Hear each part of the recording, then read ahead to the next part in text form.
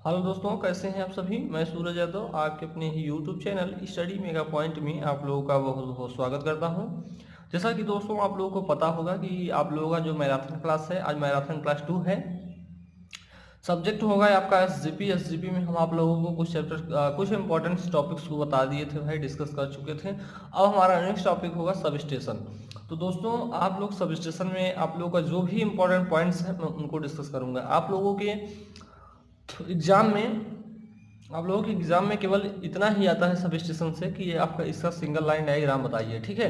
क्योंकि आप लोगों को सब स्टेशन में आप लोगों को भेजा जाता है समर ट्रेनिंग के लिए, तो वहाँ पे आप लोग सारी चीज़ों को जानते होंगे, ठीक। जो भी इक्विपमेंट आप लोग देखते होंगे, देखे होंगे वहाँ पे, वो सारी चीज़ें यहाँ पे डिस्कस की जाएंगी और उनके बारे में मैं आप लोगों को बताऊंगा, ठीक। अगर आप लोग लिखना चाहें तो आप लोग लिख सकते हैं। इसके पहले भी मैं आप लोगों को सारी चीज़ें बता चुका हूँ जो भी इसमें इंपॉर्टेंट है। लाइटिंग रजिस्टर के बारे में बताया, आइसोलेटर के बारे में बताया, सीटी और यहाँ पे जो सर्किट ब्रेकर होंगे उन सभी के बारे में मैंने इसमें डिस्कस कर लिया है, ठीक है। तो मैं एक एक करके सारी चीज़ों को बताऊंगा। आप लोगों ने सब स्टेशन में गए होंगे तो ये सारी चीज़ें आप लोगों ने देखा होगा, ठीक है। चलिए यहाँ से आप सर्वप्रथम क्या होता है, पहले इनकमिंग आती है। इनकमिंग कितने की आएगी, 33 केवी की आएगी, ठीक है। और आप लोगों के एग्जाम में भी यही पूछा जाएगा, सिंगल लाइन डायग्राम 33/11 का बताइए, 11 केवी का, ठीक। तो एक इस प्रकार से पूछा जाता है, इसको मैं आप लोगों को बता दिया भाई। अब इसको कैसे आप लोगों को सिंगल लाइन डायग्राम बनाना है या फिर इसको मैं समझा देता हूँ, ठीक है। पहले हमारी 33 केवी की क्या आएगी, इनकमिंग आएगी, इनकमिंग लाइन आएगी। और उसके बाद उसके जस्ट आगे क्या लगा होगा, हमारा लाइटिंग अरेस्टर होगा, ठीक है। और लाइटिंग अरेस्टर का काम क्या होता है कि वह जो हमारी आकाशीय बिजली होती है उसको क्या करेगा, ग्राउंडेड करने के लिए हम लाइटिंग अरेस्टर का यूज करते हैं, जिसे आप लोग एलए बोलते हैं। अब एक एलए करता क्या है, हमारी आकाशीय बिजली गिरे इससे क्या कर देगा, जमीन हमारे अर्थ में क्या कर देगा, ग्राउंडेड कर देगा, ठीक है। तो यहाँ से ग्राउंडेड हो जाएगा। आइसोलेटर क्या होता है, आइसोलेटर का काम मैंने बताया भाई कि यह परिपथ को खोलने तथा बंद करने के काम में आता है। आइसोलेटर का काम बस इतना है कि किसी पावर सप्लाई को यह परिपथ से जोड़ने तथा तोड़ने का काम करता है। बस इतना पॉइंट्स आप लोगों को लिख देना है। जैसे कि हमारा बहुत हाई लेवल का यहाँ पे लाइटिंग अरेस्टर यानी एलए आकाशीय बिजली गिरी, जैसे यहाँ पे आकाशीय बिजली बहुत हाई लेवल की गिरी तो यहाँ से क्या कर देगा, आइसोलेटर क्या देगा, सर्किट को ओपन कर देता है, ठीक है, ताकि हमारे आगे वाले इक्विपमेंट जो है बच सकें। और इसमें मैं जितने भी इक्विपमेंट लगाऊंगा भाई वो क्या करेगा कि परिपथ में जो भी डिफॉल्ट फॉल्ट आता है उसको क्या करे, वो बचाए। इसीलिए हम ये सारे इक्विपमेंट लगाते हैं। लाइटिंग अरेस्टर का यूज क्यों किया भाई, आप लोग बता देंगे कि इसमें जो आकाशीय बिजली है उसको ग्राउंडेड करने के लिए क्या करते हैं, लाइटिंग अरेस्टर का यूज कर लेते हैं। लाइटिंग अरेस्टर का सिंबल कुछ इस प्रकार से होता है, सिंबल भी आप लोगों को पता होना चाहिए। आगे क्या करते हैं, आइसोलेटर यूज करते हैं, परिपथ को जोड़ने तथा तोड़ने का काम करता है। इतनी बातें आपको ध्यान रखनी है। और उसके आगे सीटी लगाते हैं। जैसे हमारा परिपथ कंप्लीट हुआ यहाँ तक, सीटी लगा देंगे। सीटी क्या करेगा, जिसमें कितनी करंट आ रही है उसके वैल्यू को ये क्या करेगा, मेजर करेगा, ठीक है। तो करंट ट्रांसफार्मर यूज किया जाता है इसमें, सीटी जिसे हम बोलते हैं, ठीक है। सीटी का सिंबल कुछ इस प्रकार से है।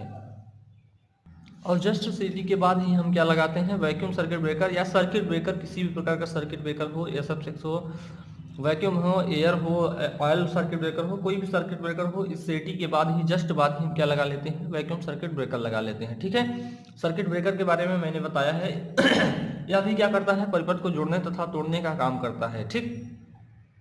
सॉरी, मतलब कि जो हमारा सर्किट ब्रेकर होता है क्या करता है कि जैसे कि हमारा फॉल्ट की कंडीशन में परिपथ को जोड़ने तथा तोड़ने के काम करता है। उसके जस्ट आगे हम एक फिर आइसोलेटर का यूज कर लेंगे। अब यहाँ से हमारी हो गई ये लाइन, ठीक है, जो हमारी मतलब डिस्ट्रीब्यूट करेंगे जहाँ से हम, वहाँ से हम बात कर रहे हैं, ठीक है। अब इसके आगे दो लाइन होती है। सिंगल लाइन डायग्राम के माध्यम से हम इसमें दो लाइन को दिखाए हैं, ठीक। तो दोस्तों मैंने बताया कि इसके आगे दो लाइन हो जाती है, ठीक है, एक लाइन है एक लाइन है। अब ये दोनों लाइन क्यों होती हैं इसके बारे में थोड़ा समझ लीजिए। जैसे कि हमारा सब स्टेशन हो गया, उसमें कोई भी पार्ट जैसे कि दो साइड रखते हैं, ठीक है। अब एक साइड में हमारा किसी प्रकार का मतलब काम करना होगा, जैसे मेंटेनेंस का काम करना होता है, तो एक साइड को हम क्या कर लेंगे, यहाँ से जो हमारा आइसोलेटर होगा उसकी मदद से हम क्या कर लेंगे, एक साइड को मतलब ओपन करवा देंगे और इस साइड वाले पे हम काम कर लेंगे। और जैसे कि हमें इस साइड पे काम करना होगा तो इसको हम क्या करवा लेंगे, ओपन करवा के यहाँ से काम कर लेंगे, ठीक है भाई। यानी मेंटेनेंस के काम के लिए हम यहाँ पे इस दो साइड को रखते हैं। तो एक सब स्टेशन एक सिंगल लाइन डायग्राम हमारा ये हो गया, एक लाइन सिंगल लाइन डायग्राम हमारा ये हो गया। तो इन दोनों के बारे में आप लोगों ने समझ लिया होगा कि आखिर दोनों हैं क्यों, ठीक। तो मैंने क्या बताया भाई कि जैसे कि हमारा किसी प्रकार का मेंटेनेंस का कार्य करना होगा तो एक एक को हम क्या कर लेंगे, डिस्कनेक्ट करवा के एक पर हम काम कर लेंगे और एक हमारा चलता रहेगा काम, ठीक है। तो इस प्रकार से आप लोग समझ सकते हैं, इस बात को आप लोग समझ गए होंगे आशा करता हूँ, ठीक है। अब आगे चलते हैं तो इसमें देखेंगे 2 लाइनें। अब इस लाइन के बारे में से एक लाइन के बारे में आप लोग समझ लेंगे और दूसरी लाइन के बारे में आप लोग को समझ में आ जाएगा, ठीक है भाई। चलिए आगे चलें। यहाँ पे हम लगाते हैं पीटी। पीटी का काम क्या होता है भाई, पोटेंशियल ट्रांसफार्मर जिसे बोलते हैं। पीटी क्या करता है, हाई वोल्टेज को मेजर करता है। क्या करता है, हाई वोल्टेज की बात की जा रही है यहाँ पे, लो वोल्टेज की बात नहीं की जाएगी। यहाँ पे अमीटर वोल्ट मीटर की बात ही नहीं की जाएगी भाई, क्योंकि यहाँ पे हाई लेवल की बात की जा रही है, क्योंकि 11 केबी को 11 को 33 केबी में बदल रहा है, ठीक। अब आप लोग आ जाइए यहाँ से हम शुरू करते हैं। यहाँ पे लगा है पीटी पोटेंशियल ट्रांसफार्मर। यह क्या करता है, यह सर्किट के किस में लगा होता है, पैरेलल में लगा होता है। किसमें, पैरेलल में लगा होता है, समांतर श्रेणी में लगा होता है। आगे क्या करेगा, यह पीटी पोटेंशियल ट्रांसफार्मर का काम क्या होता है, यह वोल्टेज को, हाई वोल्टेज को क्या करता है, मेजर करता है। इतनी बातों को आप लोगों को एग्जाम में केवल लिखनी है। अब बातें तो बहुत सारी हैं इसमें, लिखना किसको किसको है, ये सारी बातें हम डिस्कस करेंगे अभी, ठीक है। चलिए आगे चलें भाई। अब यहाँ पे लगा होगा हमारा आइसोलेटर। आइसोलेटर का काम क्या होता है, जैसा कि मैंने आपको बताया कि यह परिपथ को जोड़ने तथा तोड़ने के काम में आता है। यानी सर्किट को हमारी यहाँ से, जैसे कि हमारा यहाँ पे हमें कुछ काम करना होगा इस साइड पे, तो इसको लगा लेंगे, ठीक है।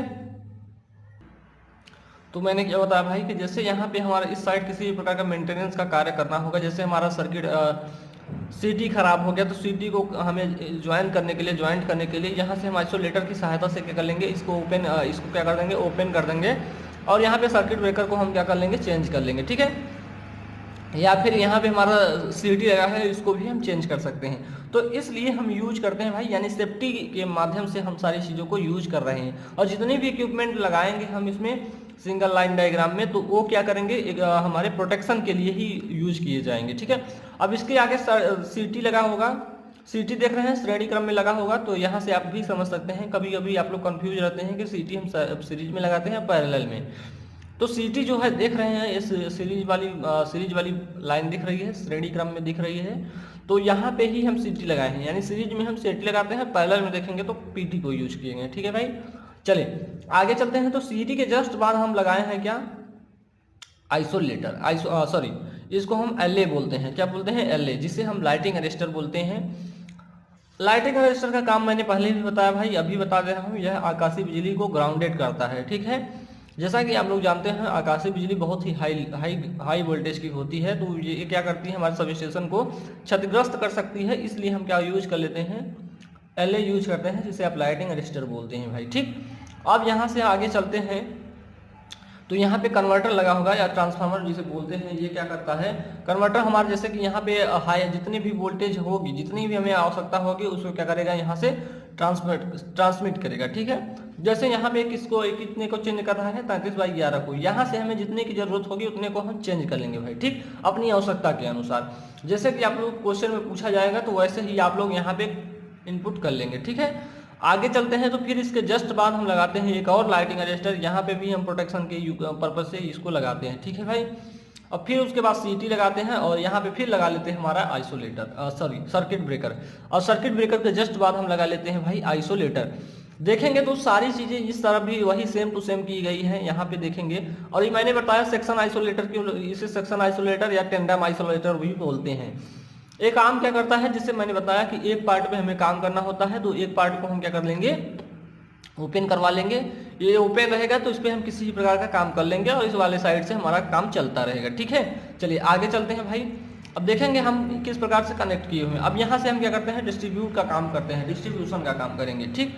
अब डिस्ट्रीब्यूशन देखेंगे तो ये कितने पे कर रहा है, 111 केबी को 433 केबी में कन्वर्ट कर रहा है। तो जैसा कि मैंने बताया भाई, यहाँ पे ये बताया जो कि यहाँ पे जितनी की आवश्यकता होगी उतने को हम कन्वर्ट करवा लेंगे, ठीक है।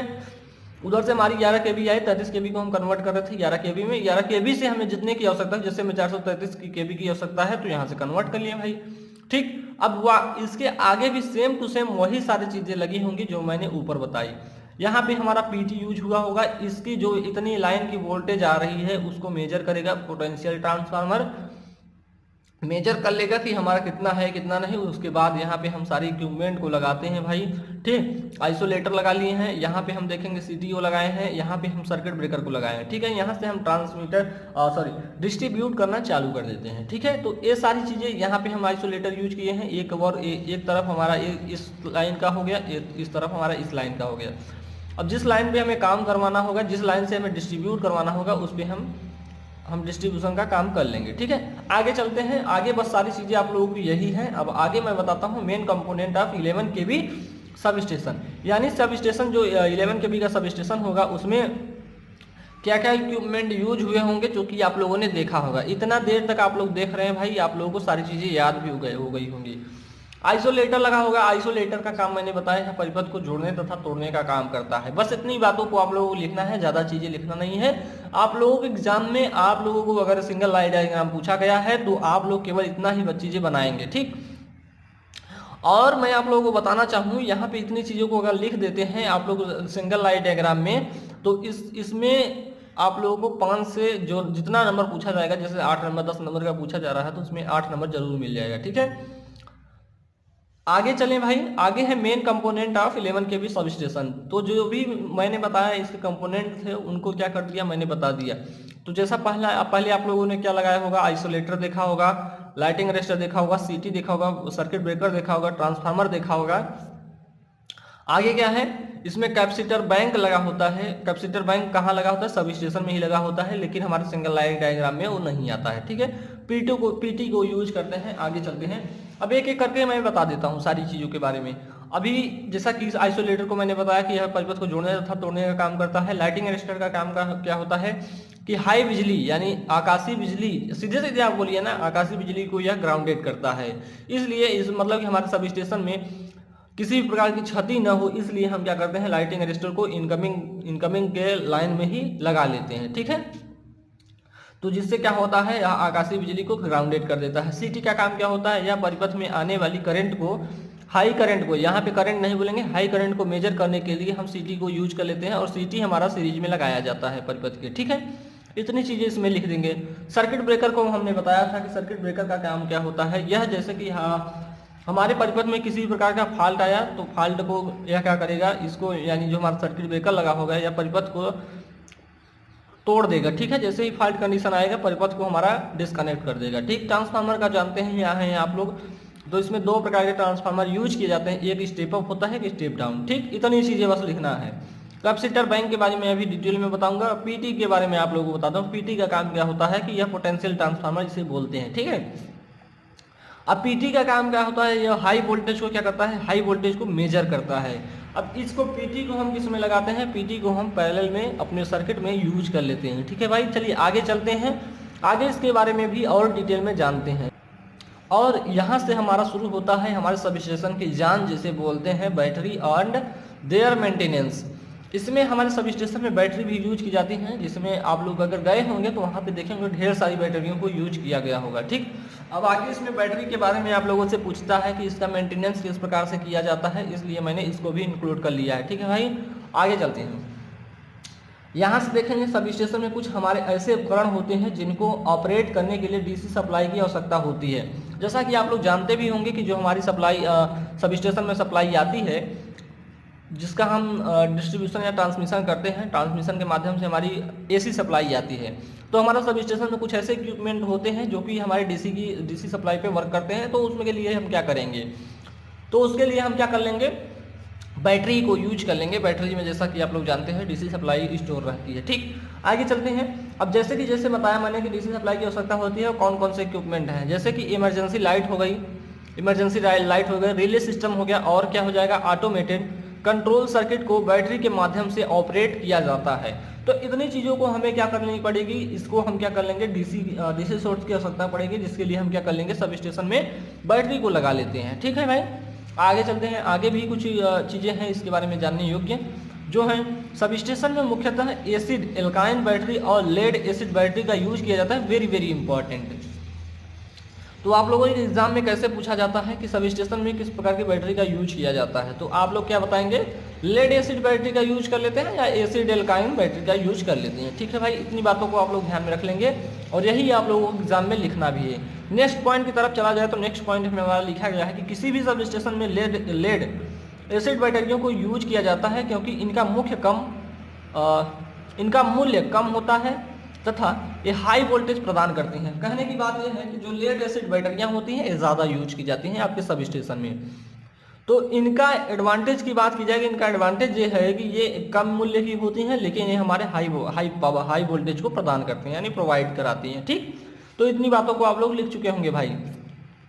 आगे चलते हैं तो आगे नेक्स्ट पॉइंट है हमारा, सब स्टेशन में ढेर सारी बैटरियों को सीरीज में या पैरेलल में जोड़कर इकट्ठा डीसी वोल्टेज प्राप्त किया जाता है। तो बैटरियों को किस क्रम में जोड़ लेते हैं हमारे सब स्टेशन में, तो हम इसमें क्या करते हैं कि सीरीज या पैरेलल में हम इनको जोड़ लेते हैं। ठीक है भाई, अब चलते हैं मेंटेनेंस ऑफ बैटरी, यानी इनका मेंटेनेंस कैसे करते हैं इसको भी थोड़ा आप लोग जान लेंगे ताकि आप लोग एग्जाम में आए तो आप लोगों का ये क्वेश्चन छूट ना पाए, और जरूर से जरूर आएगा ही भाई, क्योंकि यहाँ से सब स्टेशन जो भी इंपॉर्टेंट पॉइंट है आप लोगों से पूछा जा रहा है। ठीक, जैसा कि हम लोग जब हमारा एग्जाम था तो उसमें इसके बारे में जिक्र नहीं किया गया था, लेकिन आप लोगों को एग्जाम में जरूर यह टॉपिक पूछा जाएगा, आप लोग देख लीजिएगा। ठीक है, चलिए तो आगे चलते हैं। हम लोग एग्जाम में सबसे ज्यादा क्या था, रिले से क्वेश्चन आया था, रिले सर्किट ब्रेकर ए बार मार था क्वेश्चन पेपर में। ठीक, और आप लोगों से मैं भी ये भी कह दे रहा हूं कि आप लोगों के अगर कोई भी एक चैप्टर उठाएगा तो उससे 3-4 क्वेश्चन जरूर पूछ लेगा, ये आप ध्यान में रख लीजिएगा। चाहे वो सब स्टेशन हो, चाहे आप लोगों का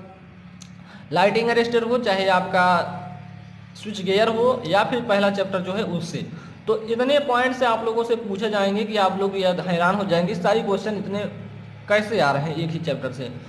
जैसा कि मैंने बताया कि हमारे में केवल रिले और रिले सर्किट ब्रेकर हर जगह पूछा गया था। ठीक है, तो आशा करता हूं कि आप लोग ये सारी चीज़ों के बारे में जानेंगे और ज़्यादातर आप लोग सब स्टेशन के बारे में पढ़ के जाइए, क्योंकि आप लोगों का यह जो सब्जेक्ट है इसमें केवल सब स्टेशन के बारे में और उसके मेंटेनेंस के बारे में जानने के लिए ही यह सब्जेक्ट रखा गया है। तो आशा करता हूँ कि इतनी बातें आप लोग समझते होंगे। ठीक है भाई, चलिए मेंटेनेंस की बात कर लेते हैं बैटरी के।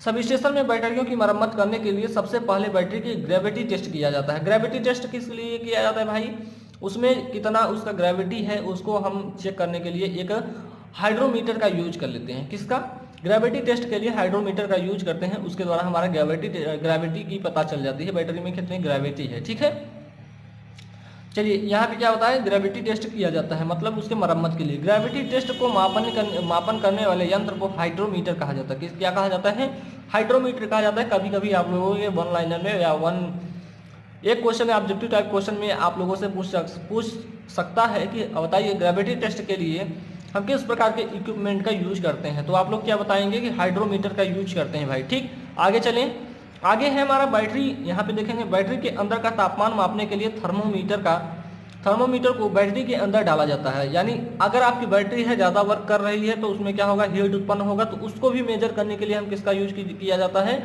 या किसका यूज कर लेते हैं, थर्मोमीटर का यूज कर लेते हैं। थर्मोमीटर क्या करता है, यह बैटरी के अंदर जो भी हमारा टेम्परेचर होता है उसको क्या करता है, मेजर करता है भाई।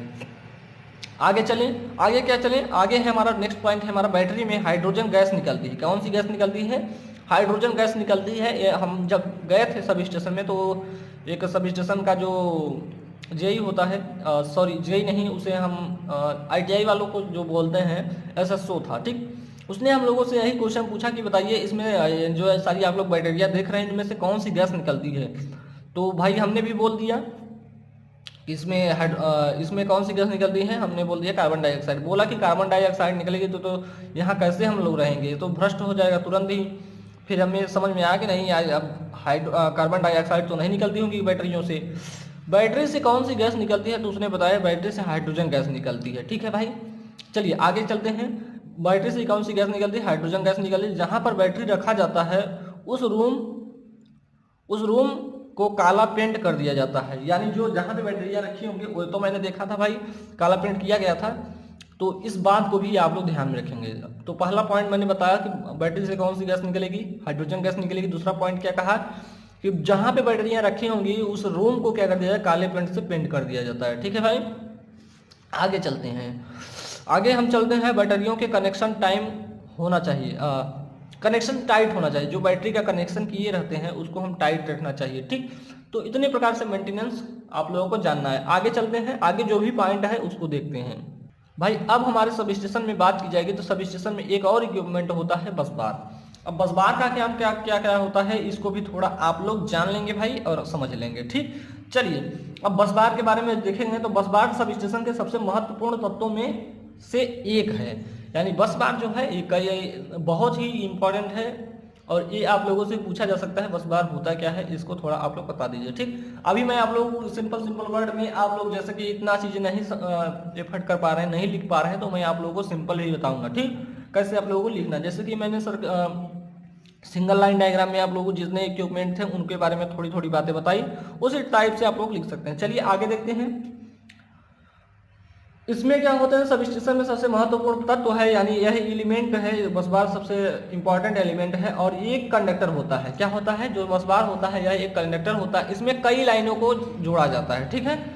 इतनी बातों को आप लोग ध्यान रखेंगे। जो करंट को एक पॉइंट तक ले जाता है, जिसके साथ कई कनेक्शन होते हैं। क्या होते हैं, जिसके साथ कई कनेक्शन होते हैं।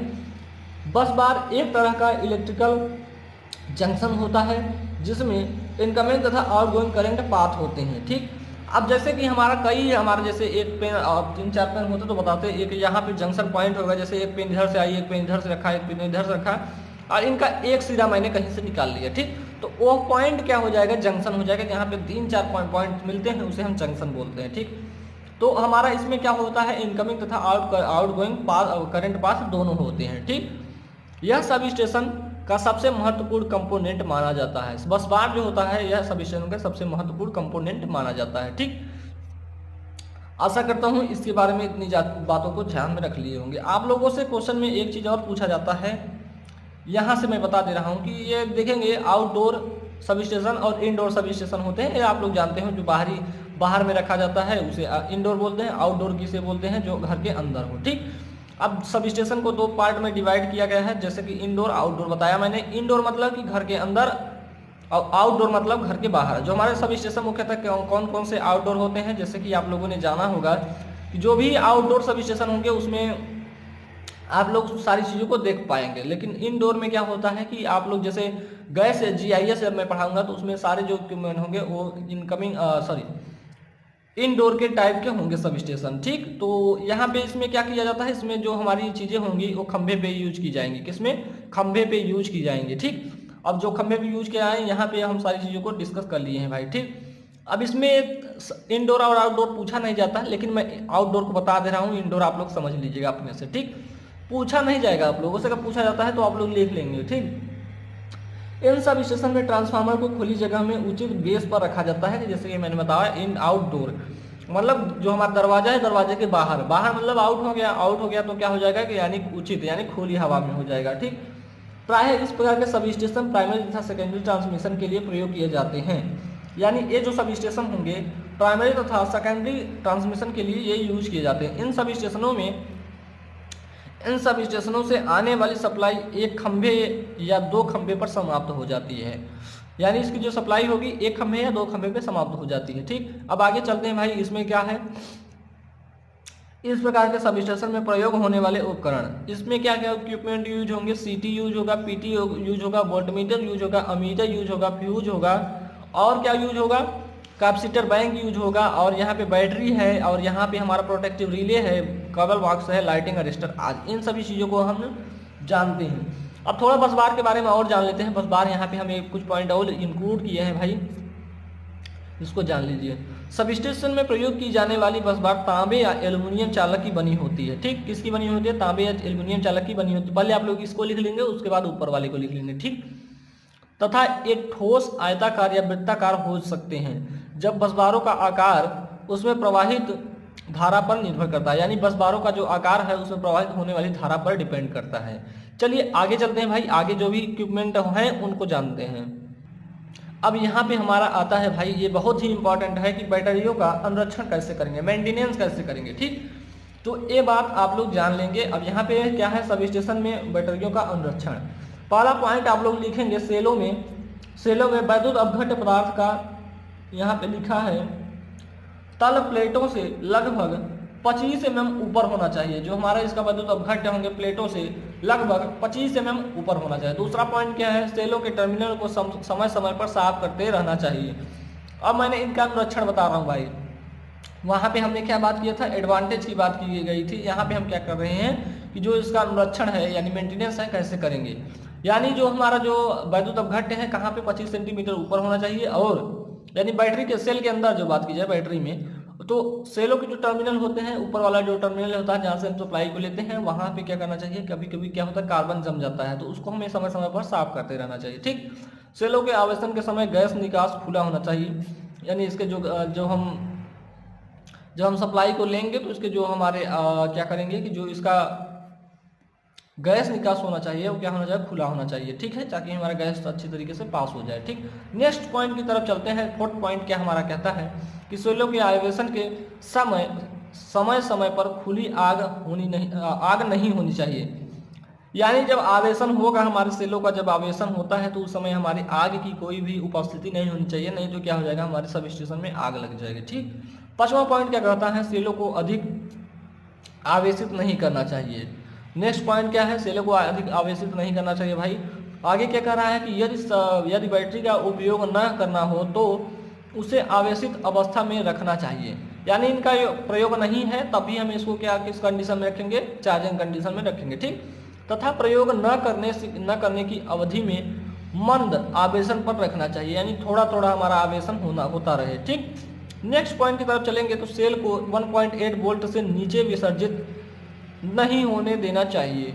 यदि संभव हो तो 2 वोल्ट वोल्टताएं बनाए रखने चाहिए। तो इतनी पॉइंट आप लोग इसके मेंटेनेंस में आप लोग ध्यान रखेंगे। अब यहाँ पे अब इसके बैटरियों की आवश्यकता क्या है, बैटरियों की आवश्यकता क्या है इसको ध्यान में रख लेंगे। सब स्टेशन में यानी उपकेंद्र में बैटरियों की क्या आवश्यकता है इसको थोड़ा जान लेंगे। चलिए यहाँ पे देखेंगे तो इलेक्ट्रिकल सब स्टेशन पर प्रोटेक्टिव गियर एवं विभिन्न स्विच के प्रचालन तथा आपातकालीन प्रकाशन हेतु लेड एसिड बैटरी का उपयोग किया जाता है। किसकी, लेड एसिड बैटरी का उपयोग किया जाता है, जैसा कि मैंने पहले भी बता दिया भाई। ठीक, आगे चलते हैं। जिससे सप्लाई बाधित होने पर हमारा जो प्रोटेक्शन सिस्टम एक्टिव रहता है, यानी जो हमारा सिस्टम है पूरा एक्टिव रहेगा। बैटरी का उपयोग करने से सप्लाई बाधित होने पर प्रकाश या प्रकाशन तथा मेंटेनेंस का कार्य सब स्टेशन में सुचारू रूप से चलता रहता है। यानी इसका यूज तो आप लोग जान गए होंगे, बैटरियों का यूज क्या है, आवश्यकता क्या है, इसके बारे में तो आप लोगों ने जान लिया होगा। चलिए आगे चलते हैं भाई। आगे हमारा है यहाँ पे आप लोगों ने उधर आउटडोर देखा था, यहाँ पे इंडोर को भी देख लीजिए, नहीं कहेंगे कि ये सारी चीजें आप लोग छोड़ दे रहे हैं। ठीक, तो इसमें से आता है, अब इसके सिंगल लाइन डायग्राम को भी मैं आप लोगों को बता दूंगा। वहां पे भी मैंने आप लोगों का छोड़वा दिया था, सेम टू सेम ऐसे ही होगा। अब देखेंगे इंडोर है, आप लोग इंडोर है, आउटडोर वाला जो सिंगल लाइन डायग्राम है आप लोग बना लीजिएगा भाई प्लीज।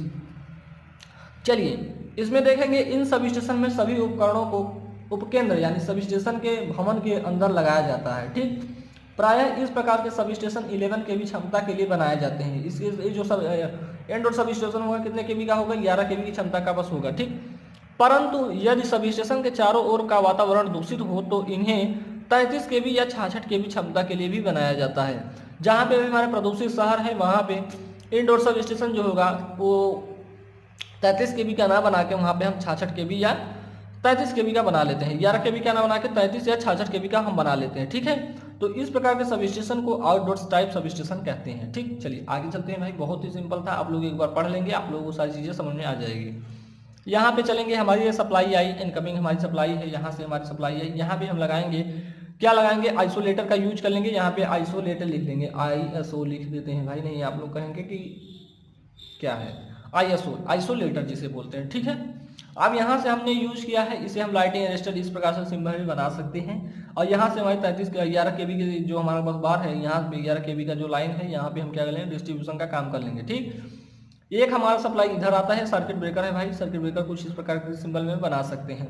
और जैसे कि मैंने आप लोगों को बताया, यहाँ पे सारी चीजें बस वैसे ही हैं, यहाँ पे हम डिस्ट्रीब्यूशन का काम कर लिए हैं। ठीक, अब इसमें जो भी इक्विपमेंट प्रयोग होते हैं उनको भी थोड़ा देख लीजिए। ठीक, आइसोलेटर यूज किया जाता है, बस बार यूज किया जाता है, आइसोलेटर स्विच यूज करते हैं, और circuit breaker, fuse, relay, circuit breaker, sorry सीटी यानी current transformer, potential transformer, lighting arrester, इतनी चीज़ों के बारे में मैंने आप लोगों से पहले ही डिस्कस कर लिया है। इतनी चीज़ों को आप लोग इसमें भी लिख लेंगे। ठीक, चलिए आगे चलते हैं। तो दोस्तों मेरा नेक्स्ट इंपॉर्टेंट पॉइंट आता है रिएक्टर्स। तो रिएक्टर के बारे में आप लोग जानेंगे, क्योंकि रिएक्टर भी आप लोगों से पूछा गया है, 2-3 बार रिएक्टर भी पूछा गया है, इसलिए इसको भी इंक्लूड किया गया है। ठीक है, और इसमें जो भी पॉइंट्स होंगे, ठीक है, इसमें इस लेक्चर में जो भी पॉइंट्स होंगे सब आपके इंपॉर्टेंट है। ठीक है, तो इसको आप लोग जरूर एक बार पढ़ के जाइएगा, यहाँ से आप लोगों के सारे क्वेश्चन फंस जाएंगे। ठीक, और मैं आप लोगों से एक रिक्वेस्ट करूंगा भाई कि आप लोग हमारे चैनल को सब्सक्राइब नहीं किए हैं। काफ़ी स्टूडेंट ऐसे होते हैं जो कि वीडियो को देख लेते हैं, वॉच कर लेते हैं, लेकिन चैनल को सब्सक्राइब नहीं करते। भाई प्लीज़ चैनल को सब्सक्राइब कर लो यार, बेल आइकन को भी दबा लो। और आप लोगों को जो भी इंपॉर्टेंट टॉपिक्स होंगे, जो भी लेक्चर्स होंगे, मैं आप लोगों को प्रोवाइड करता रहता हूँ। ठीक है, तो इसमें हमारा पहला है रिएक्टर। रिएक्टर को हम देखेंगे, इसमें रिएक्टर को जानेंगे। रिएक्टर भी आप लोगों से पूछा जाता है, रिएक्टर तथा रिएक्टर के क्या लाभ हैं इसको बता दीजिए। ठीक, तो ये पॉइंट आप लोगों से पूछा गया है। आप लोग कोई भी पेपर उठा के देख लीजिए, पिछले पेपर जो पिछले सेमेस्टर के पेपर हैं उनको उठा के आप लोग देखा करिए, जो भी इंपॉर्टेंट है उनको आप लोग करते रहिए। ठीक, क्योंकि इस लेक्चर के बाद आप लोगों का पूरी एसजीपी खत्म हो जाएगी। ठीक है, अब मैं बात करूंगा रिएक्टर्स। रिएक्टर क्या होता है? प्रतिघात शॉर्ट फॉल्ट की स्थिति में शॉर्ट पाथ करंट यानी लघु पथ धारा को कंट्रोल करने के लिए इसको लगाया जाता है, यानी कि इसको रिएक्टर को लगाया जाता है ताकि सर्किट ब्रेकर तक बढ़ी हुई करंट को सहन कर सके, यानी सर्किट ब्रेकर तक जो हमारी करंट आ रही है उसको सहन कर सके। हमें अलग से रिएक्टर यानी प्रतिघात की आवश्यकता होता है, जिसे हम रिएक्टर कहते हैं। ठीक है भाई, हमें प्रतिघात की आवश्यकता होती है जिसे हम रिएक्टर कहते हैं। आगे क्या है?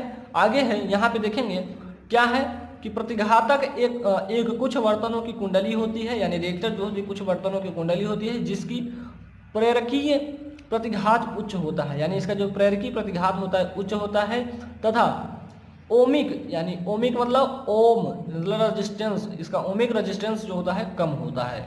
इतने पॉइंट को आप लोगों को रिएक्टर में लिखना है भाई। ठीक है, तो रिएक्टर को आशा कर रहा हूँ कि इतनी चीजों को आप लोग समझ गए होंगे। आगे चलता हूँ भाई, इसके लाभ को जान लेंगे।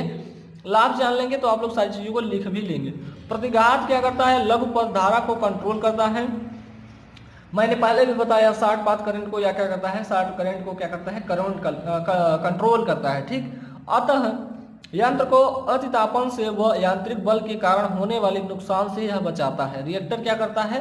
आप लोग क्या करिएगा, रिएक्टर में क्या करिएगा, इस पॉइंट को लिख के बस लिख दीजिएगा यह क्या करता है, जिसे हम रिएक्टर कहते हैं। जैसा कि क्या कैसे कहा मैंने कि प्रतिघात लघु पथधारा को कंट्रोल करता है, या ऐसे लिख सकते हैं, प्रतिघात हेडिंग डाल लीजिएगा या रिएक्टर हेडिंग डालने के बाद क्या करेंगे, यह लघु पथ धारा को कंट्रोल करता है तथा यह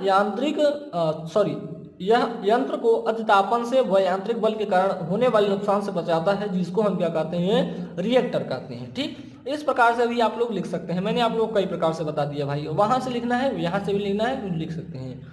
ठीक, अब आगे क्या लिखेंगे? अब इसमें दूसरा पॉइंट यानी लाभ में दूसरा पॉइंट क्या लिखेंगे? प्रतिघात के कारण कम रेटिंग का सर्किट ब्रेकर काम में लिया जा सकता है, यानी इसके कारण क्या कर लेंगे, कम रेटिंग वाला हम क्या यूज कर लेंगे, सर्किट ब्रेकर को यूज कर लेंगे। ठीक है, चलिए आगे चलते हैं भाई, ये भी इंपॉर्टेंट था इसलिए मैंने इसको भी डिस्कस कर लिया। एक क्वेश्चन मैं आप लोगों को करवा दे रहा हूँ, जिसमें क्या क्वेश्चन है, एक क्वेश्चन को आप लोग ध्यान में रखेंगे कि विद्युत तंत्र में प्रयुक्त होने वाले विभिन्न प्रकार के रिएक्टरों की विवेचना कीजिए तथा उसके कार्य एवं संयोजन का वर्णन कीजिए। कुछ इस प्रकार से आप लोगों के एग्जाम में क्वेश्चन आया था। तो अब इसको हमें कैसे लिखना है, अब आप लोग आंसर देख लीजिए। प्रतिघात की प्रदर्शित स्थिति, पहला हमें इसमें देखेंगे, स्थिति में इसका पहला देखेंगे, पहला हमारा जो है जनित्र यानी जनरेटर रिएक्टर, पहला हमारा क्या हो जाएगा, जनरेटर रिएक्टर। पहला हमारा जनरेटर रिएक्टर हो गया, दूसरा हमारा हो जाएगा फीडर रिएक्टर, तीसरा हो जाएगा बसबार रिएक्टर। तो 3 रिएक्टर होते हैं इसमें, तीनों को हम जानेंगे भाई। यही आप लोगों का क्वेश्चन है और यही क्वेश्चन की मांग भी है, आप इतना बता दीजिए। ठीक, चलिए यहाँ से जानते हैं, पहला हमारा क्या हो जाएगा, जनित्र रिएक्टर।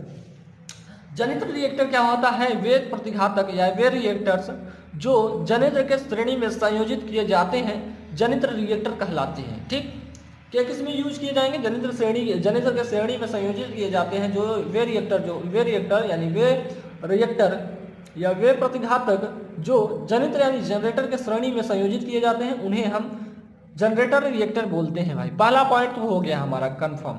दूसरा हमारा फीडर में क्या होगा, फीडर में सेम टू सेम वही बातें, वे प्रतिघातक या वे रिएक्टर जो पोषक यानी फीडर के श्रेणी में संयोजित किए जाते हैं फीडर रिएक्टर कहलाते हैं। ठीक, दूसरा पॉइंट भी हमारा क्लियर हो गया। बस बार में क्या करेंगे, वह प्रतिघातक जो बस बार में लगाए जाते हैं, वह प्रतिघातक जो बस बार में लगाए जाते हैं बस बार रिएक्टर कहलाते हैं। अब इससे सिंपल तो कुछ हो ही नहीं सकता भाई। चलिए थोड़ा डिटेल में भी जान लेते हैं। जनरेटर रिएक्टर, अब जनरेटर रिएक्टर में क्या लिखना है, जब प्रतिघातक यानी जब रिएक्टर को जनित्र के श्रेणी में लगा संयोजित किया जाता है तो यह जनित्र प्रतिघातक कहलाता है। इतनी पॉइंट तो मैंने ऊपर बताया। इस व्यवस्था में प्रतिघातक को जनित्र के रक्षण प्रतिघात के रूप में माना जाता है तथा इसका प्रभाव जनित्र को सुरक्षा पहुंचाना होता है। ठीक, इसका जो प्रभाव होता है क्या करता है, जनरेटर को प्रोटेक्शन को प्रदान करता है ताकि शॉर्ट सर्किट की स्थिति में शॉर्ट सर्किट की स्थिति जो है को हानि ना हो सके। यानी इसमें क्या कहा जा रहा है कि जो शॉर्ट सर्किट की कंडीशन होती है वो हानि ना पहुंचाए हमारे लिए रिएक्टर को यानी जनरेटर रिएक्टर को। चलिए यहाँ पे देखेंगे कुछ इस प्रकार से इसका हम डायग्राम बनाएंगे भाई। Generator G1, G2, G3। ठीक, ये तो हमारे हो गए रिएक्टर का यूज कर लिया। उसके बाद बस बार के माध्यम से फीडर को दे देते हैं यानी पोषक को दे देते हैं। ठीक, तो इस प्रकार से आप लोग सिंबल भी बना लेंगे भाई। आगे चलते हैं, आगे भी इसी प्रकार से हम नेक्स्ट को जान। अब बात की जाती है फीडर रिएक्टर।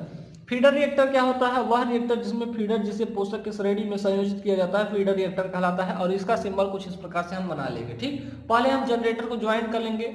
जनरेटर को हम क्या कर लेंगे, ज्वाइंट कर लेंगे। जनरेटर के द्वारा क्या कर लेंगे, G1, G2, G3 को कर लेंगे और उसके बाद इसका जो सप्लाई होगा बस बार के माध्यम से रिएक्टर और रिएक्टर में देंगे। रिएक्टर को क्या करेगा या फीडर को दे देगा। ठीक, तो इस प्रकार से इसमें आप लोग इस क्वेश्चन में इतनी पॉइंट्स को आप लोगों को लिखना था। ठीक, चलिए आगे चलते हैं भाई। आगे जो भी इंपॉर्टेंट पॉइंट है उनको डिस्कस करते रहेंगे हम लोग इस लेक्चर में। तो दोस्तों अब हमारा आता है वेरी वेरी इंपॉर्टेंट पॉइंट जिसे हम न्यूट्रल ग्राउंडिंग बोलेंगे।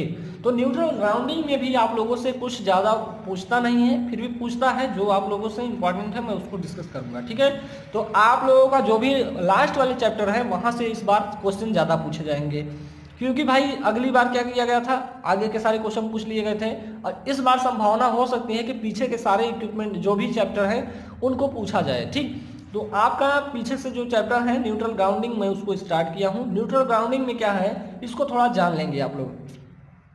क्या है neutral grounding, three phase system के न्यूट्रल पॉइंट को अर्थ से सीधे या कुछ सर्किट एलिमेंट के माध्यम से जोड़ने की प्रक्रिया को न्यूट्रल ग्राउंडिंग कहा जाता है। यानी बात इतना सिंपल कह दिया मैंने कि जो हमारा थ्री फेज न्यूट्रल पॉइंट है उसको अर्थ से सीधे या कुछ एलिमेंट के द्वारा हम क्या कर लेंगे, उसको जोड़ लेंगे। ठीक है, उसको जोड़ने की प्रक्रिया को हम क्या कहेंगे, न्यूट्रल ग्राउंडिंग कहा जाता है। आइए भाई जान लेते हैं न्यूट्रल ग्राउंडिंग को। न्यूट्रल ग्राउंडिंग व्यक्ति या उपकरणों की सुरक्षा प्रदान करता है। तो हमने क्या बताया कि न्यूट्रल ग्राउंडिंग के क्या लाभ हुआ, लाभ ही तो है ये। न्यूट्रल ग्राउंडिंग क्या कर रहा है, व्यक्ति और उपकरणों की सुरक्षा को प्रदान करता है। ठीक, ऐसा इसलिए किया जाता है या ऐसा इसलिए है क्योंकि अर्थ फॉल्ट के दौरान यानी करंट पाथ को अर्थ के न्यूट्रल और प्रोटेक्टिव उपकरणों जैसे कि एक फ्यूज ले लीजिए के माध्यम से पूरा किया जाता है। ठीक, जो फॉल्टी कंडक्टर को यानी जो हमारा फॉल्ट वाला कंडक्टर है को बाकी सिस्टम से अलग करने के लिए करता है। ठीक, तो इसका हम इस प्रकार से डायग्राम बनाएंगे, आप इसको समझ लीजिए। ठीक है भाई, यहाँ पे जैसे हमारा एक सेक्शन में फॉल्ट हुआ तो ये फ्यूज क्या कर देगा, यहाँ से डिस्कनेक्शन कर देगा और यहाँ से हमारी जो भी हमारा फॉल्ट होगा ये क्या हो जाएगा, न्यूट्रल के माध्यम से क्या हो जाएगा, ग्राउंड कर देगा। ठीक, तो इसी को हम क्या कर देंगे, न्यूट्रल ग्राउंडिंग बोल देंगे। ठीक है भाई, अब देखेंगे तो हर फेज में हम फ्यूज को यूज किए हैं, हर फेज में हमारा फ्यूज यूज किया गया है। ठीक, चलिए आगे चलते हैं। अब न्यूट्रल ग्राउंडिंग के लाभ क्या है, न्यूट्रल ग्राउंडिंग के लाभ देख लीजिए। अब यह लाभ बहुत ही इंपॉर्टेंट हो जाएगा। ठीक, चलिए चारों पॉइंट को आप लोगों को दिखा देता हूँ। पहला है हेल्थी फेजों के वोल्टेज की लाइन से अधिक नहीं होते हैं, अर्थात वे लगभग स्थिर रहते हैं। दूसरा पॉइंट क्या कहता है कि इसके द्वारा हाई वोल्टेज को ग्राउंडिंग के द्वारा समाप्त कर दिया जाता है। यानी जैसे कि हमारा किसी भी फेज में हाई वोल्टेज आया तो न्यूट्रल ग्राउंडिंग के माध्यम से क्या कर देंगे, ग्राउंड कर देंगे और हमारा जो भी इक्विपमेंट होगा वो क्या हो जाएगा, उसको प्रोटेक्शन प्रदान हो जाएगी। ठीक, अगला पॉइंट क्या कहता है, यह कर्मियों और उपकरणों को सुरक्षा प्रदान करता है। नेक्स्ट पॉइंट क्या है, ऑपरेटिंग और मेंटेनेंस व्यय कम हो जाती है। ठीक है, न्यूट्रल ग्राउंडिंग करने से जो हमारा ऑपरेटिंग और मेंटेनेंस व्यय होता है यानी कॉस्ट होता है वो कम हो जाती है। चलिए भाई आगे चलते हैं, आगे की पॉइंट्स को भी ध्यान रख लेते हैं। मेथड ऑफ न्यूट्रल ग्राउंडिंग, यानी न्यूट्रल ग्राउंडिंग के कितने प्रकार हैं इसको थोड़ा जान लीजिए। ठीक, इसके निम्न विधियां हैं। पहला हमारा है सॉलिड या इफेक्टिव ग्राउंडिंग, इसको भी थोड़ा ध्यान रखेंगे। क्या है, जब थ्री फेज सिस्टम का न्यूट्रल पॉइंट नेगेटिव रेजिस्टेंस यानी जो न के बराबर रेजिस्टेंस हो और रिएक्टेंस के एक वायर के माध्यम से सीधे अर्थ से कनेक्ट होता है तो इसे सॉलिड या इफेक्टिव ग्राउंडिंग कहा जाता है। चलिए इसको देख लीजिए भाई, ये बहुत ही सिंपल है। जैसे कि यहाँ की हमने देखा RYB, इसमें से हम एक न्यूट्रल पॉइंट बनाए और इसको क्या कर दिए, ग्राउंड कर दिए। और इसका क्या होगा, इस पॉइंट का क्या होगा, इस पॉइंट का नेगेटिव यानी जीरो रेजिस्टेंस, नेगेटिव रेजिस्टेंस और क्या हो जाएगा, रिएक्टेंस भी नेगेटिव हो जाएगा। और इसको एक सीधे वायर में कनेक्ट कर रहे हैं, एक सीधे तार के या तार के माध्यम से सीधे अर्थ में कनेक्ट कर दे रहे हैं। इसी को हम क्या कहते हैं, इफेक्टिव ग्राउंडिंग या सॉलिड ग्राउंडिंग बोला जाता है। अब चलते हैं रेजिस्टेंस ग्राउंडिंग की तरफ। रेजिस्टेंस ग्राउंडिंग में हम क्या करेंगे, जो यहाँ पे हम ग्राउंड कर रहे हैं, एक वायर सीधे कर रहे हैं, यहाँ पे हम एक रेजिस्टेंस का यूज कर लेंगे, उसे हम क्या कहेंगे, रेजिस्टेंस ग्राउंडिंग कहेंगे, और कुछ नहीं है भाई।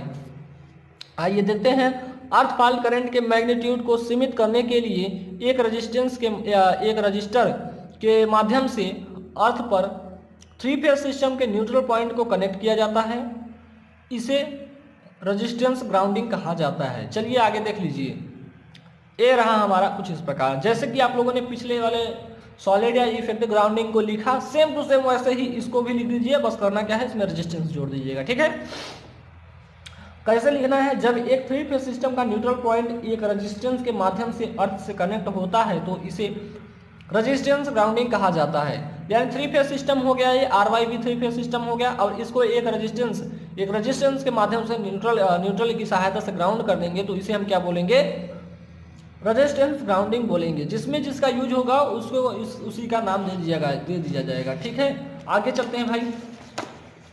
आगे है हमारा कि रिएक्टेंस ग्राउंडिंग। रिएक्टेंस में क्या कर लेंगे, एक रिएक्टर का यूज कर लेंगे RYB में, यानी RYB तीन फेज होगा, RYB ये तीन फेज हो गया हमारा।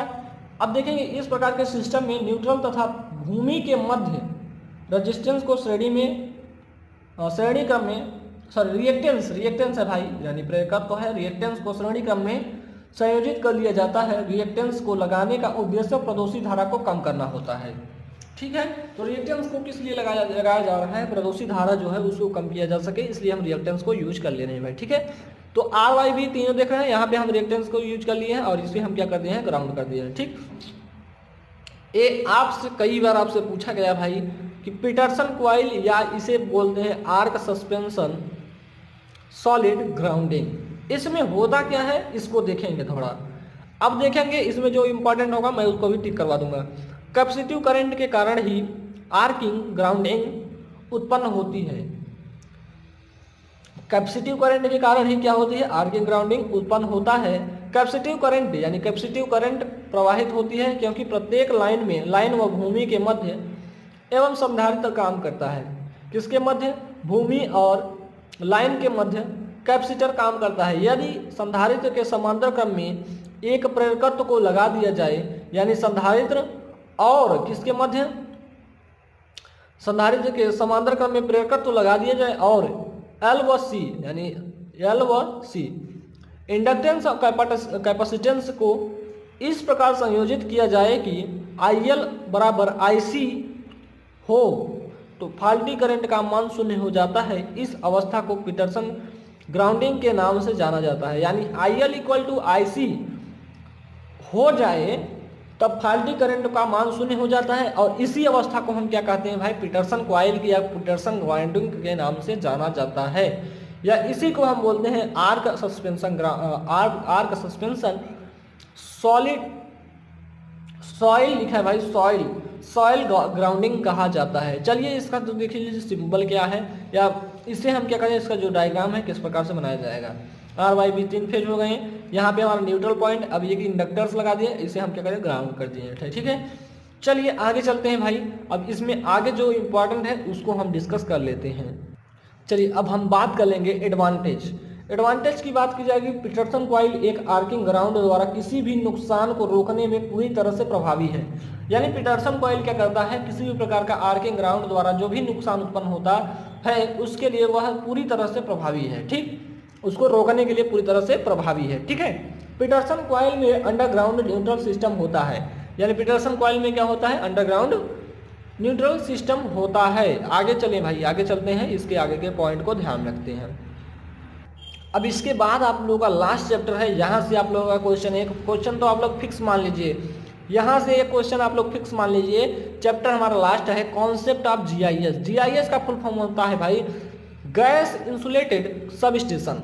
क्या होता है, gas insulated sub station. Very very important है भाई, यहाँ से आप लोगों का एक क्वेश्चन फिक्स है, आप लोग नोट कर लीजिएगा। ठीक है, आप लोगों को कुछ करना नहीं है, बस इस लेक्चर को देख के जाना है, आप लोगों के सारे क्वेश्चन धड़ाधड़ होते चले जाएंगे। ठीक, पहला पॉइंट क्या है, पहले हम लोग जीआईएस के बारे में जानेंगे, इसको बड़ा ही डिटेल में पढ़ेंगे हम लोग। ठीक है, बहुत ही छोटा चैप्टर है और यह हमारा लास्ट चैप्टर है भाई, जो क्या है जीआईएस। जीआईएस क्या होता है, वे सब स्टेशन, वे विद्युत सब स्टेशन जिसमें गैस विद्युत रोधी स्विच यंत्रावली यानी स्विच गियर एवं उपकरणों का उपयोग किया जाता है, गैस इंसुलेटेड सब स्टेशन कहलाते हैं। मैंने इसमें क्या कहा कि जो भी इक्विपमेंट यूज होंगे गैस विद्युत रोधी स्विच गियर वाले उपकरण होंगे। ठीक है भाई, जिसे हम क्या बोलेंगे, गैस इंसुलेटेड सब स्टेशन बोलेंगे। यानी कहने की बात यह है कि इसमें जितने भी इक्विपमेंट यूज किए जाएंगे वो गैस इंसुलेटेड होंगे। ठीक, आगे चलते हैं। जीआईएस प्राय इनडोर सब स्टेशन कहलाते हैं, यानी एक इस प्रकार के सब स्टेशन है, इनडोर सब स्टेशन है। मैंने पहले ही बताया कि मैं आप लोगों को जब जीआईएस बताऊंगा तो उसमें आप लोगों को सारी चीज़ें यानी इनडोर की जो बात है उसको मैं बता दूंगा। ठीक, चलिए आगे चलते हैं।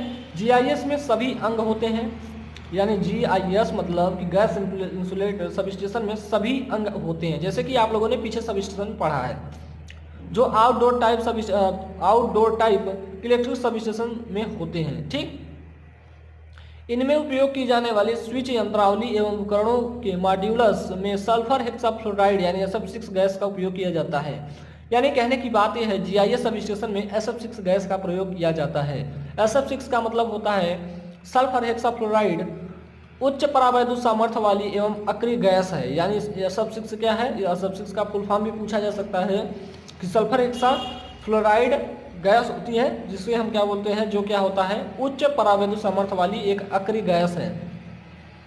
आगे चले भाई, SF6 बहुत कम ताप पर गैस से द्रव में परिवर्तित हो जाती है, या बहुत कम ताप पर क्या होता है, गैस से द्रव में परिवर्तित हो जाती है, तथा क्या हो जाएगा, तथा आगे है तो दाब बढ़ने पर द्रव्यमान जो है इसका मतलब कि यह द्रव में परिवर्तित हो जाता है। ठीक, यह गैस 15 kg पर सेंटीमीटर स्क्वायर दाब से अधिक ताप पर उपयोग हेतु सुयोग्य नहीं है। इतने दाब के लिए हमारा ये प्रयोग नहीं होगा भाई। अब चलते हैं जीआईएस सब स्टेशन के एडवांटेज की तरफ।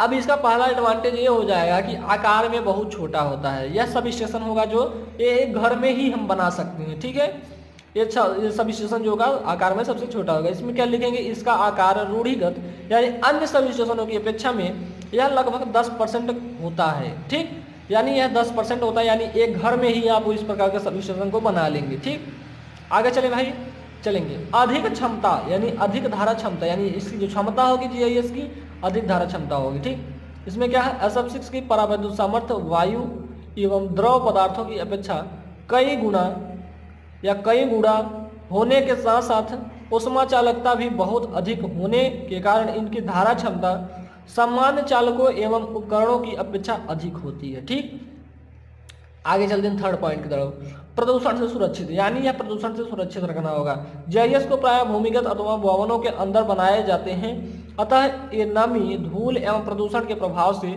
सुरक्षित रहते हैं। यानी इसमें किसी भी प्रकार का प्रदूषण नहीं होता है, धूल नमी सबसे दूर रहता है, यानी प्रदूषण से सुरक्षित रहता है ये हमारा सब स्टेशन। आगे चलते हैं भाई, नेक्स्ट पॉइंट क्या है, न्यूनतम अनुरक्षण। इसका मेंटेनेंस कॉस्ट जो होगा बहुत ही कम होगा। ठीक, न्यूनतम अनुरक्षण में क्या है भाई, न्यूनतम अनुरक्षण में हमारा है कि इन सब स्टेशन में दोष उत्पत्ति की क्षीण संभावनाओं के कारण बहुत ही कम अनुरक्षण की आवश्यकता होती है। यानी इसमें किसी जैसे कि कहा जाए कि इसमें जो अनुरक्षण की बात की जाएगी, मेंटेनेंस की बात की जाएगी, तो इसमें बहुत कम ही मेंटेनेंस की आवश्यकता होती है। ओवरऑल कॉस्ट की बात करेंगे, संपूर्ण कॉस्ट यानी संपूर्ण मूल्य की बात करेंगे, तो इसमें क्या होता है, जीआईएस अधिक मूल्यवान होने पर भी इनके प्रतिष्ठान यानी कि इनका जो इंस्टॉलेशन हेतु अपेक्षाकृत कम भूमि, भवन एवं संरचना की आवश्यकता पड़ती है। ठीक, तो इस प्रकार के सब स्टेशन में क्या होगा, मूल्यवान तो होगा ही भाई, इसमें गैस सब्सिडी की बात की जा रही है, मूल्यवान तो होगा ही। और इसमें क्या होता है, इसमें ओवरऑल एक बात की जाए, भूमि की आवश्यकता कम होती है, भवन एवं संरचना की आवश्यकता कम पड़ती है। ठीक, यानी इसके मतलब इसको संरचना के लिए भवन की आवश्यकता पड़ती है। जीआईएस की आवश्यकता की बात करेंगे, यहाँ पे देखेंगे जीआईएस की आवश्यकता, अधिक विश्वसनीय होता है यह सब स्टेशन, अधिक लचीला होता है, साइज में छोटा होता है, विश्वसनीय तथा अधिक चलने वाला सब स्टेशन होता है। इसकी कीमत जो होती है कम होती है, ग्रिड सिस्टम में अपनाया जा सकता है, वातावरण के मुताबिक है। ठीक, यानी वातावरण पे किसी भी प्रकार का इसका प्रभाव नहीं पड़ता है। ठीक, आगे चलते हैं, जीआईएस पर संक्षिप्त टिप्पणी लिखी है, ये आप लोगों से पूछा गया है। ठीक, चलिए इसको भी जान लेते हैं। चलिए अब क्या बताया कि जीआईएस पर संक्षिप्त टिप्पणी आप लोगों से लिखने को आ सकती है, इसको मैं आप लोगों को बता दे रहा हूँ। वह विद्युत उपकेंद्र जिसके सभी लाइन यानी सभी पार्ट सजीव अंगों को SF6 गैस द्वारा विद्युत रोधित किया जाता है, SF6 विद्युत रोधी उपकेंद्र कहलाता है। ठीक, यानी इसमें जो भी इक्विपमेंट यूज किए जाएंगे वो SF6 गैस से विद्युत रोधित होंगे। इसकी अभिकल्पना प्राय 66 kV से अधिक वोल्टता के लिए की जाती है, यानी इसका इंस्टॉलेशन है 66 kV से अधिक वोल्टता के लिए उपयोग किया जाता है। इस प्रकार के जो सब विद्युत सब स्टेशन में निम्नलिखित सभी जो इसके उपस्कर यानी उपकरण हैं SF6 गैस से भरे हुए धातु आवरित उपकरणों के या प्रतिरूपकों में रखे जाते हैं। अब इसमें मैंने बताया जो भी इक्विपमेंट यूज होगा कौन सी गैस का यूज किया गया होगा, SF6 गैस का यूज किया गया होगा। ठीक है, चलिए यहाँ पे देखते हैं पहला पॉइंट हमारा क्या है। पहला हमारा है बस बार। बस बार क्या होता है मैंने आपको बताया। परिपथ वियोजक क्या होता है, सर्किट ब्रेकर जिसे बोलते हैं, ये भी बताया। आइसोलेटर, अर्थिंग स्विच, सर्किट यहाँ पे current transformer, potential transformer, cable box, gas एवं गैस मॉनिटरिंग उपयंत्र या डेंसीमीटर्स, लोकल नियंत्रक, इतने पार्ट्स होते हैं इसमें हमारे जीआईएस सब स्टेशन में। ठीक है भाई, आगे चलते हैं। अब हमारा आता है इसकी विशेषताएं क्या है, यानी जीआईएस सब स्टेशन की विशेषताएं क्या हैं, इनको थोड़ा ध्यान में रख लेंगे। पहला पॉइंट है क्योंकि इसमें क्या है जीआईएस, क्योंकि गैस रोधित उपकेंद्र से सभी उपयंत्र व उपस्कर एवं एक बंद आवेष्टन में जिसमें दाबित SF6 गैस भरी होती है, ठीक, के कारण उपकेंद्र के आसपास के वातावरण उद्योगों के प्रदूषण से बचाव कर रखता है।